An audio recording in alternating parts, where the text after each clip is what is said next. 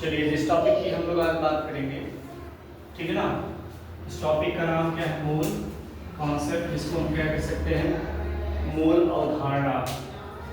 अब मूल कॉन्सेप्ट क्या होता है, अगर इस चीज़ों को हम थोड़ा सा समझें तो कोई भी एटम्स, मॉलिक्यूल या आयन, तीनों की हम अगर बात करें, इसके केस में क्या हमें पता है कि एटम्स के केस में हमें पता है कि ये सबसे छोटा क्या होता है?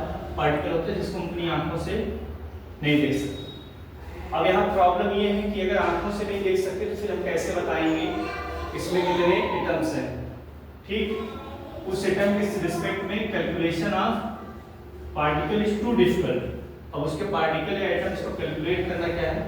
बहुत ज़्यादा डिफिकल्ट होता है। फिर हम ऐसे सेंस में अगर मैथमेटिकल कॉन्सेप्ट को यूटिलाइज करें तो मैथमेटिक्स में हम क्या करते हैं? मैथमेटिक्स में करते हैं किसी नंबर को बताना होता है तो हम इससे नंबर सेलेक्ट करते हैं। जैसे ये मार्कर के जिसको हमें बताना है, क्या कहेंगे कि कितना है? 30 में 1। ऐसे ही हम केमिस्ट्री में अगर इसको इन्वॉल्व करें, केमिस्ट्री में जानना चाहें तो थोड़ा सा नंबर के बेसिस पे हमारे पास एग्जांपल, अगर हम मान लीजिए मार्केट में गए, हमें क्या चाहिए? 6 पीस चाहिए, तो 6 पीस कहने के बजाय अगर हमने क्या कह दिया? हाफ डजन, आधा दर्जन कह दिया तो समझ गया शॉपकीपर कि आपने 6 पीस की बात की है। और अगर हमने 1 दर्जन कह दिया तो क्या समझ जाएगा? 12 पीस की बात किया गया है। एक ग्रॉस की बात किया जाए तो 144 पीस की बात की गई, 144, और 1 स्कोर कहीं किया गया तो इसका मतलब 20 पीसेस। ये तो पूरा जो डेटा है ये किसके रिस्पेक्ट में है? नंबर के, और ये मैथमेटिकल चीज। लेकिन अगर हमें यही थिंग्स केमिस्ट्री में अप्लाई करनी हो, और केमिस्ट होकर सोचना, अपने आप को हम क्या मान लें कि हम क्या हैं? एक केमिस्ट हैं। मतलब हम बहुत अच्छा, एक अच्छा रिसर्च या हम साइंटिफिक बिहाफ पे हम क्या मान लेते हैं आपको? केमिस्ट। हम केमिस्ट्री बहुत अच्छे क्या है? एस्टेब्लिश्ड टाइप के रिसर्चर कह सकते हैं, ठीक है। तो इसके टर्म में हमें जब भी बात करेंगे हम क्या कहेंगे? मोल।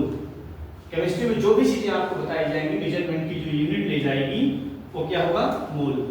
तो फर्स्ट टाइम सबसे पहले इसके कॉन्सेप्ट को अगर कोई दिया था, बताया था, तो विलहेल्म पुस्टवर्ड, और लगभग कितना? 100 साल पहले, 100 ईयर एगो। अब ऐसे सीन में इसके और एक्सटेंडेड फॉरवर्ड जो करते हैं, क्योंकि इनका नाम और कहाँ आपको मिलेगा? लॉ ऑफ केमिकल कॉम्बिनेशन में। लॉ ऑफ केमिकल कॉम्बिनेशन में जिसका नाम पूरा है क्या? अमीरो अवोगाड्रो। ठीक, अवोगाड्रो। अब इनको हम रिप्रेजेंट कैसे करते हैं? यानी से जैसे अवोगाड्रो नंबर, ए का मतलब क्या है? अवोगाड्रो, और एन का मतलब क्या है? नंबर। तो हमें क्या पता चलता है कि ये सजेस्ट करते हैं कि अगर 1 मोल हम कहीं पे बात कर रहे हैं, 1 मोल, तो 1 मोल की वैल्यू जो होती है ये कितने एटम के बराबर होता है? 6.02 × 10⁻23 इतने के बराबर होती है। अब कोई हमारे पास आयन हो, मॉलिक्यूल हो, या फिर एटम हो, ऐसे सीन में मोल को हम किससे रिप्रेजेंट करेंगे? n से। n क्या है? SI unit. हमारे पास 7 स्टैंडर्ड यूनिट है, ठीक है। SI यूनिट मतलब 7 हमारे पास ऐसी स्टैंडर्ड यूनिट है। उस 7 यूनिट में एक ये भी है जिसका नाम क्या है? मोल। तो ये मोल क्या बताता है? The amount of substance present in the matter, कितनी मात्रा किसी मैटर में प्रेजेंट है। तो किसके बराबर होता है? 6.02 × 10⁻23 एटम के बराबर। अब एग्जांपल, जैसे 1 मोल ऑफ O2, ऑक्सीजन के एक एटम की बात करें तो ये यहाँ क्या होता है? ये किसके बराबर होता है? 6.02 × 10⁻23। अब 1 मोल चाहे आयन आ जाए, आयन की हम बात कर लें तो यहाँ पे भी वही सेम सीन होगा, लेकिन जैसे ही मोल को हम बढ़ाएंगे तो हम उस नंबर का मल्टीप्लाई करते चले जाएंगे। जैसे 2 मोल हमने कहा, 1 मोल की वैल्यू हमने 2 से मल्टीप्लाई कर दी है। 3 मोल कहता है तो 3 से मल्टीप्लाई कर देते हैं, ठीक है ना, इस तरीके से। अब मान लीजिए हमने एक इंटरेस्टिंग एग्जांपल ह्यूमन को बना दिया, अपने आप को मैंने मान लिया कि मैं 1 मोल हूं, तो केमिस्ट्री के बिहाफ पे आप हमें क्या बताओगे? हमारे पास कितना एटम है? 6.02 × 10⁻23 एटम, ये बताने की कोशिश करोगे। अब आगे क्या बताना है कि 1 मोल की वैल्यू आई क्यों, कहां से? ऐसे 1 मोल की ये वैल्यू आई कहां से? तो 1 मोल की ये वैल्यू आई कहां से? जब हम कार्बन 12 की बात करते हैं, क्योंकि कार्बन के 3 आइसोटोप हैं, 12, 13 और 14। तो ये कार्बन 12 जो है उसके 12 ग्राम में ये इसको फाइंड आउट किया तो पता चला कि इसका 1 मोल जो है इतने एटम के क्या होता है? बराबर होता है। समझा? अब ऐसे स्थिति में मोल को हम निकालते कैसे हैं? तो मोल इक्वल टू होता है given mass upon molar mass.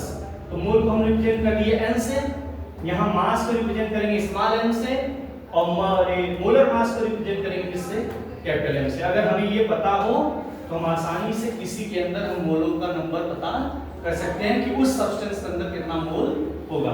अब इसी फॉर्मूले से आपको अगर m कैलकुलेट करना है मास, तो यहाँ आपको 2 यूनिट पता रहे तो काम हो जाएगा।